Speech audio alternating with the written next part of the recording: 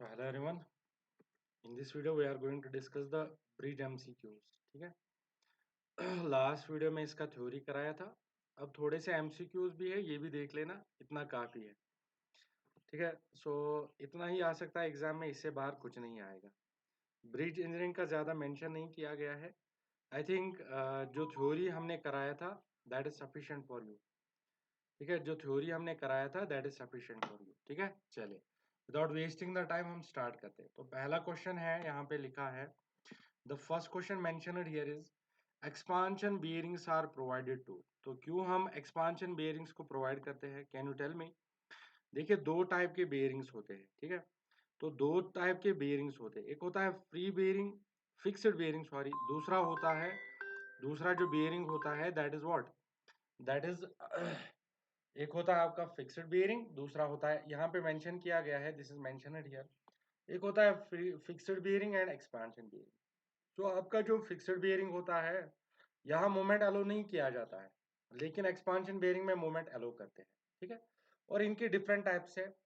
So based on the length of the span, कौन सा foundation sorry कौन सा बेयरिंग कहाँ पर यूज होता है, you can mention down this. देखो, फिक्स्ड का यहाँ शैलो और फिक्स्ड प्लेट है, या डीप कास्ट है. बेयरिंग रॉकेट बेयरिंग्स है. तो स्पान्स आर मेंशनड हियर. अगर स्पान 12 से कम होगा तो कौन सा बेयरिंग यूज होगा, 12 से 20 होगा तो deep bearing, deep cast use होगा, 20 से ग्रेटर होगा तो रॉकेट बेयरिंग यूज होगा.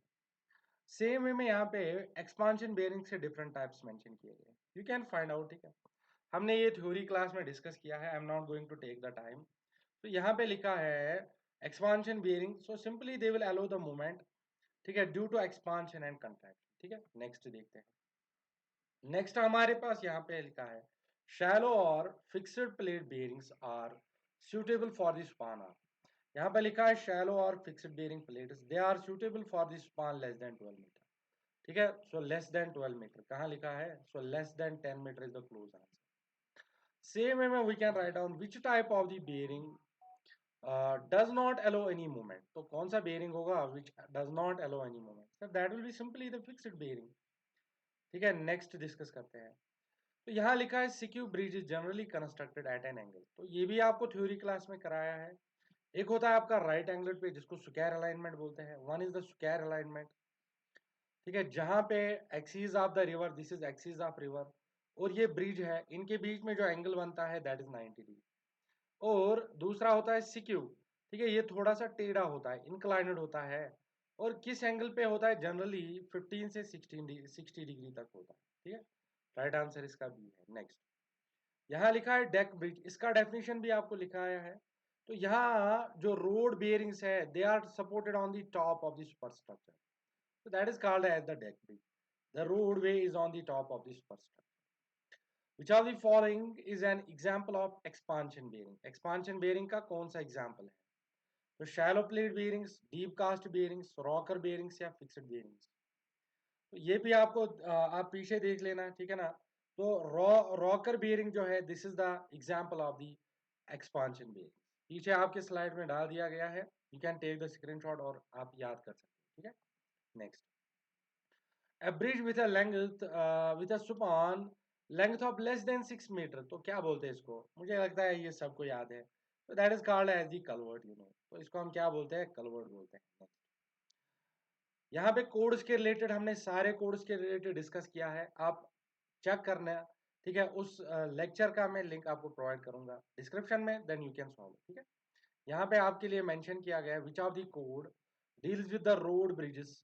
तो कौन सा कोड होता है, IRC 6 होता है. ठीक है. नेक्स्ट, यहाँ पे लिफ्ट ब्रिज किसका एग्जाम्पल है, देखो लिफ्ट है, उसको लिफ्ट कर सकते हैं. That means this is the movable bridge. ठीक है ना, दैट इज मूवेबल ब्रिज. ये भी आपको कराया है. Which type of bridge is designed for the temporary works like coffer dam. तो कोफर डैम्स क्या होता है actually, sir these are actually the temporary bridges. ठीक है. कोई सा काम किया तो फिर हटा दिया इनको. ठीक है ना. तो these are called as the coffer dams. ये टेम्पररी ब्रिज होता है, रिमेंबर. नेक्स्ट हमारे पास में IRC क्लास ए. देखो, हमारे पास में IRC class A type loading है. इट जनरली मेंट फॉर, किसके लिए मेंट होता है, याद रखना. तो if you check our lecture, उसमें क्लास ए को हमने कहा this is used for what, This is used for permanent bridges and culverts. This is used for permanent bridges and culverts. यानी permanent loading है, remember. Next बात करेंगे.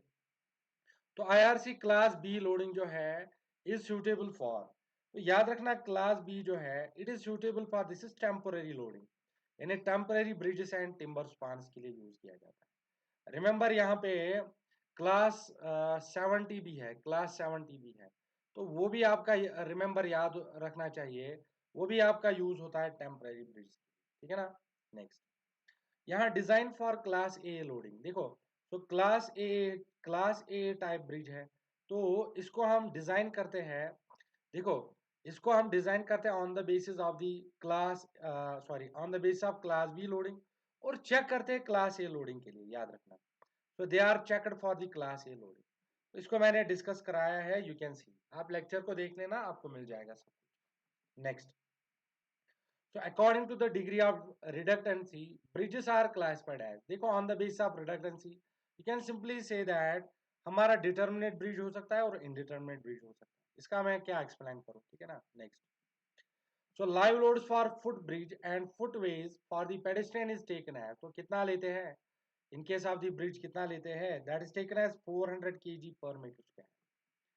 So wind load for ordinary highway bridges is taken as, कितना लेते हैं, कितना लेते हैं, so that is taken as 300, remember that is taken as the 300 kg per meter square, ठीक है ना. Next, so wind loads for highway bridges carrying, ठीक है, term ways is termed as, ठीक है, कितना लेते हैं, wind loads for highway bridges carry is taken as, ठीक है ना, carrying trimways are taken as, कितना लेते हैं, so it is generally taken as for trimways it is 450 kg per meter square. Next, so which type wind load should not considered as live load if the wind speed at the deck exceeds, तो इसको हम, ठीक है, ये deck bridges में problem आता है, deck bridges में प्रॉब्लम आता है ना, तो इसको हम बोल सकते हैं कि, ठीक है, कब कंसिडर करना है, कब कंसिडर नहीं करना है, अगर इसका एक्सीड करेगा वेलोसिटी 130 से, याद, ठीक है. So lateral forces on rails and parapets is taken as, ये भी आप याद रखो कि दैट इज टेकन एज 150, ये क्लास में कराया सब कुछ, यू कैन सी. तो यहाँ लिखा है minimum free board for high level bridges, यानी हाई लेवल ब्रिजेस के लिए मिनिमम लेना है, तो कितना ले सकते हैं, देखो हाई लेवल ब्रिजेस के लिए, देखो हाई लेवल ब्रिजेस के लिए कितना लेना पड़ता है, free board is 600 mm, remember 600 mm, ये भी कराया है. अगर आप ले लोगे आर एच ब्रिजेस के लिए it is taken as I think 300 mm, 300 mm. और अगर गर्डर ब्रिज रहेगा, girder bridge it is taken as I think 600 to 900 mm, 900 mm. And for the navigational stream it is taken as 2400 to 3, ठीक है ना, 3000 mm. तो आप देख सकते हो राइट आंसर इसका सी, ठीक है ना. नेक्स्ट, और कुछ है, recommended free board for R H bridge, अभी तो लिखा है आर एच ब्रिज के लिए 300 है, तो what is the answer, that is the 300, ठीक है. Next, if the flood discharge calculation using Deccan formula, अगर आप डेकन फार्मूला यूज करोगे, ठीक है, ये भी क्लास में कराए, इंडेक्स एन का वैल्यू क्या लेते हैं, तो जनरल जो डेकन फार्मूला होता है, रिमेंबर, ठीक है ना. So discharge Q is C A power n, तो ये एन का वैल्यू पूछा है, this n is taken as for the Dickens it is 1/3, and for Ryves formula it is taken as I think 3/4, yes 3/4, तो 3/4 it is taken, ठीक है ना, you can find out. और भी कुछ है, for design of major bridges the return period is generally taken as 100 years, ये आप याद रखना मेजर ब्रिजेस के लिए, ठीक है. So these were the number of question, ठीक है, ऑन ब्रिज इंजीनियरिंग. इसके साथ साथ इस लेक्चर के साथ साथ आप एक काम करना, आपको थ्योरी क्लास भी देख लेना, ठीक है ना. तो उस थ्योरी क्लास से आपको क्या हो जाएगा, आपका थ्योरी भी कंप्लीट हो जाएगा, और यहाँ आपके लिए बहुत इंपॉर्टेंट क्वेश्चन थे वो भी आपको डिस्कस किए, ठीक है ना. तो I hope you enjoyed the video. Thank you so much, thank you for being with me, thank you so much.